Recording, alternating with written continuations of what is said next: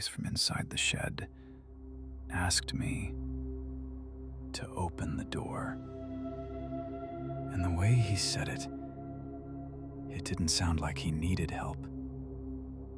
It sounded like he was waiting.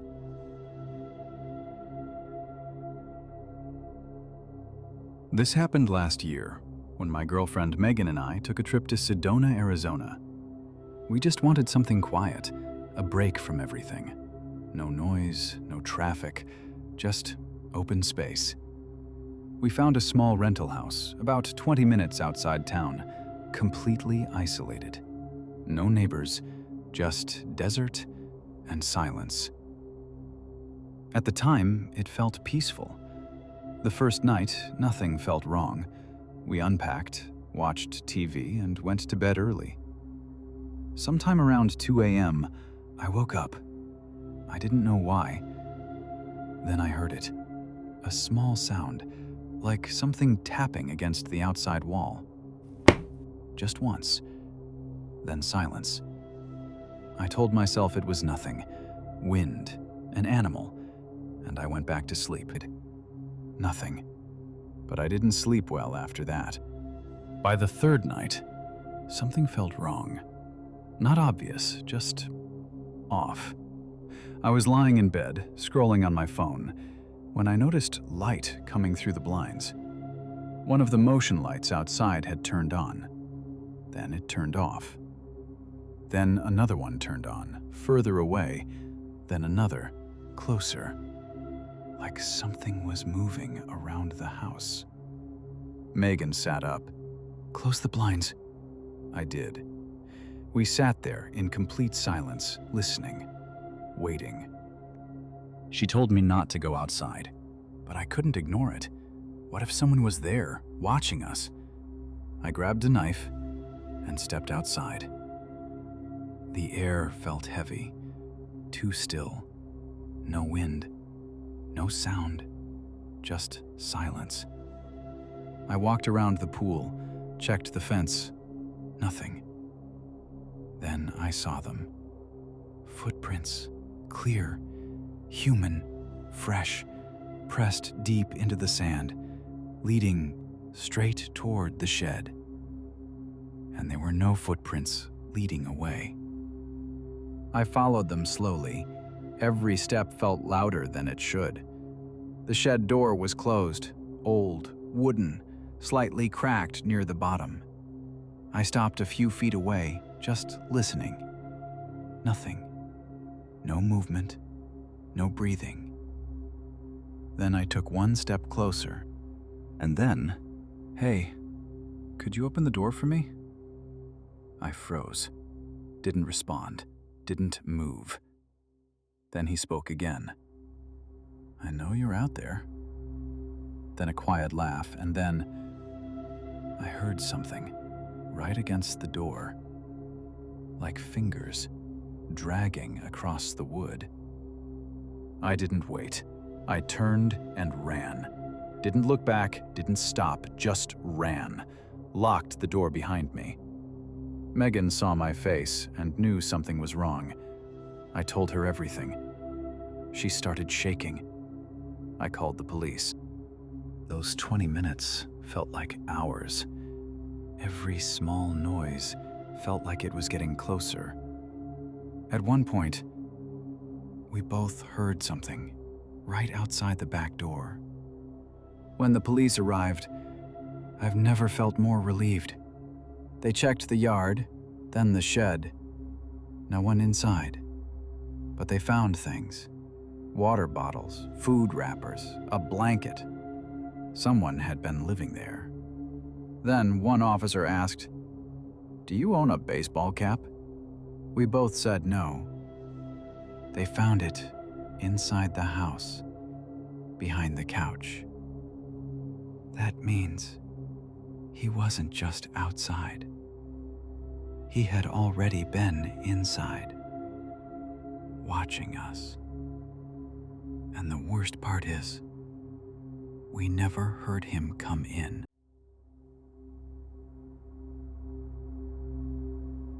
He was in every photo, not moving, not blurred, just standing there, watching us.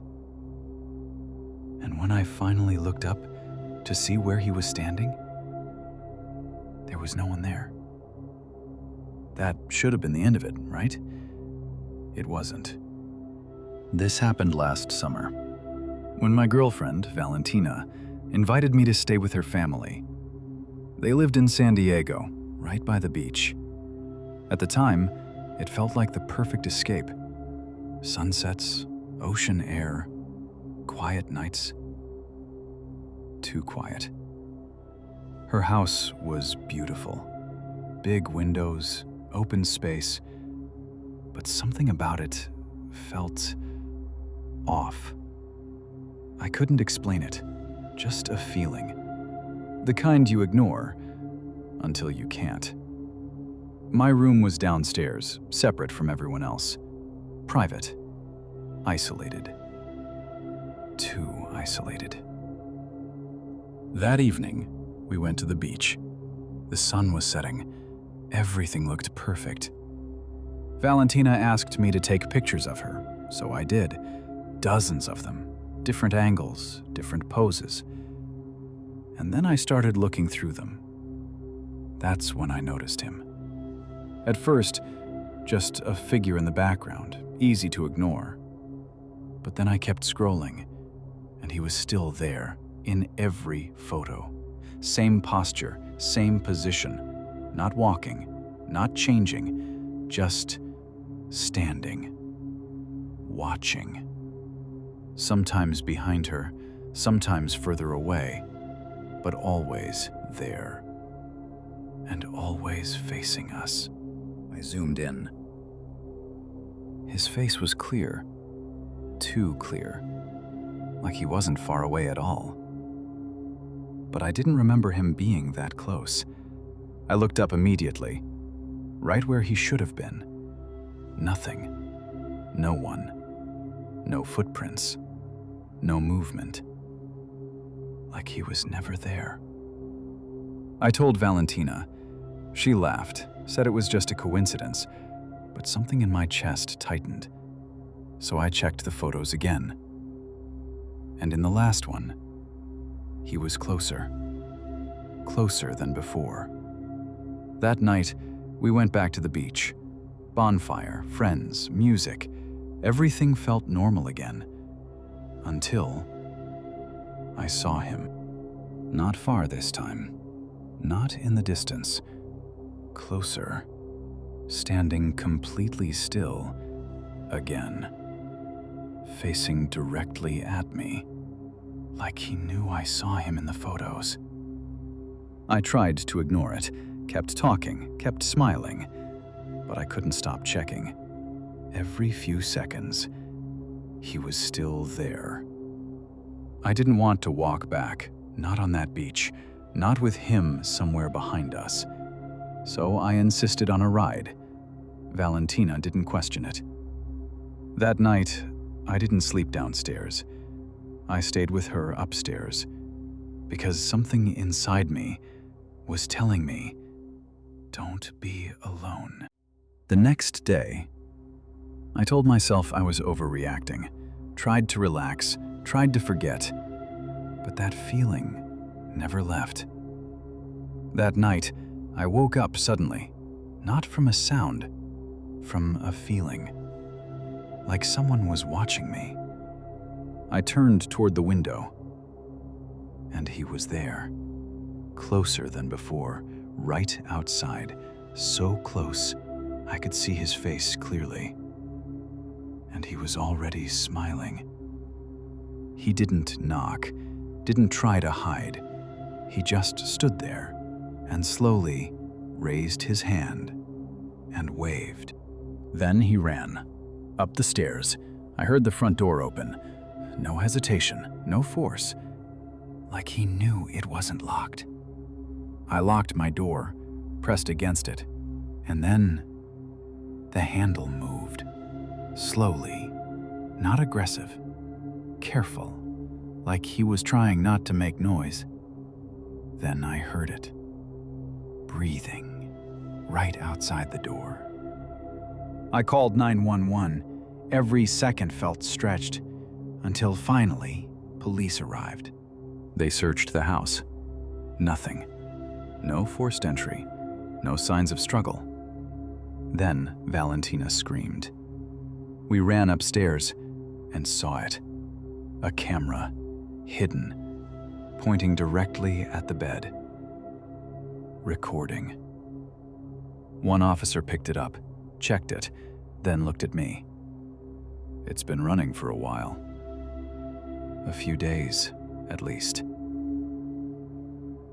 I don't know how long he was watching us, or how many times he was already inside that house before we noticed him outside. But sometimes I still think about those photos, because in the last one, he wasn't behind her anymore. He was closer to me.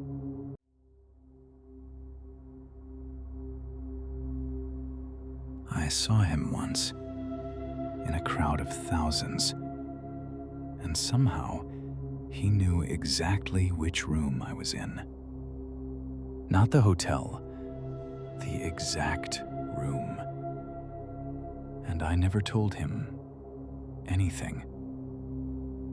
This happened when I was 24, when my friend Emily and I took a trip to Las Vegas. We had been planning it for months. A music festival, a break from normal life, something fun, something unforgettable.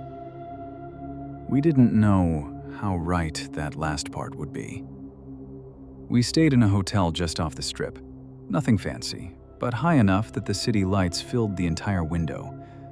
At the time, it felt safe. The festival didn't feel real. Lights flashing in every direction, music shaking through your chest, thousands of people moving like one single organism. It was loud, chaotic, alive.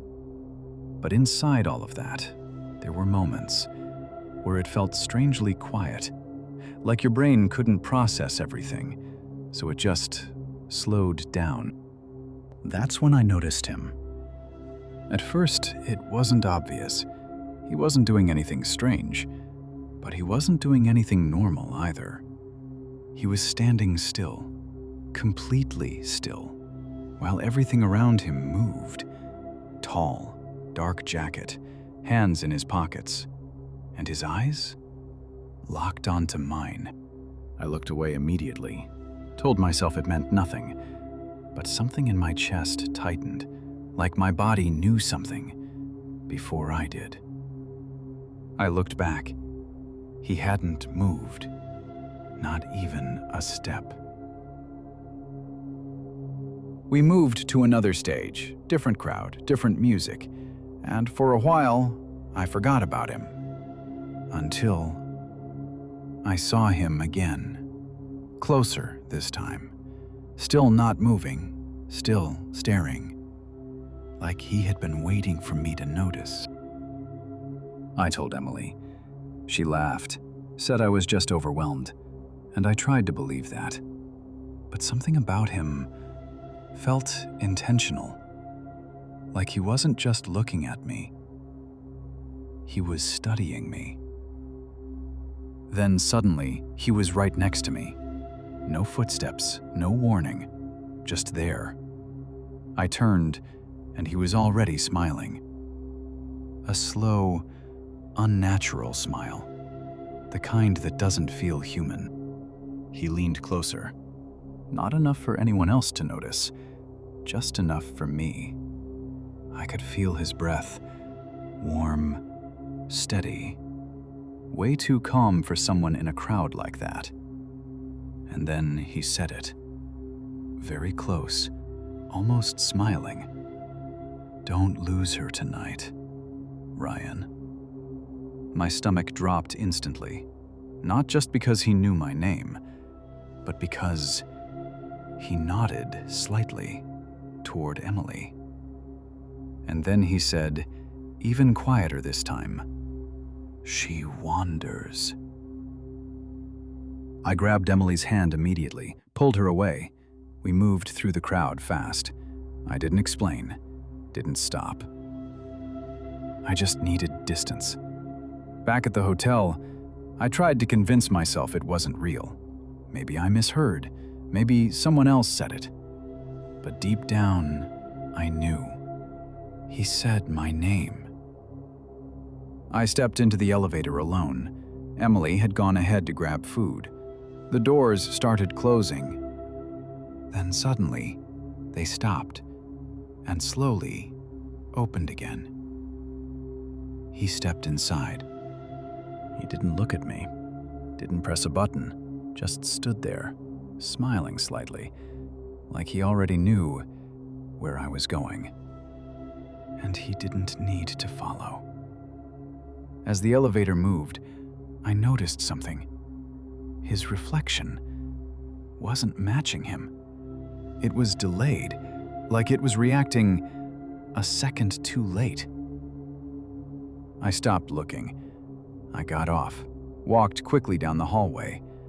The lights flickered slightly, and behind me, footsteps, slow, perfectly spaced, matching mine, until I stopped, and they stopped too. I rushed inside the room, locked the door, checked it twice, then a third time.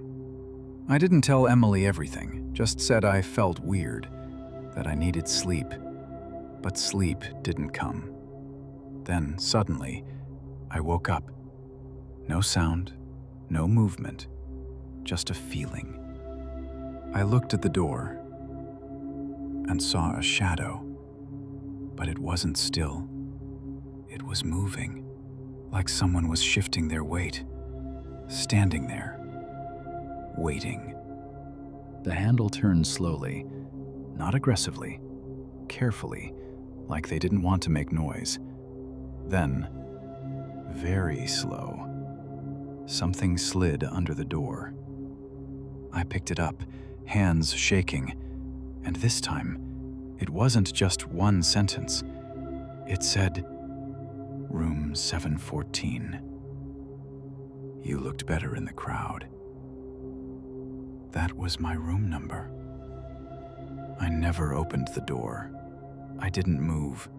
I didn't even breathe. Because I realized something. He didn't need to come inside. He already had. The next morning, the hallway was empty. No cameras showed anything. No one had been there. But the hotel manager said something I'll never forget. "Room 714? We don't use that number anymore."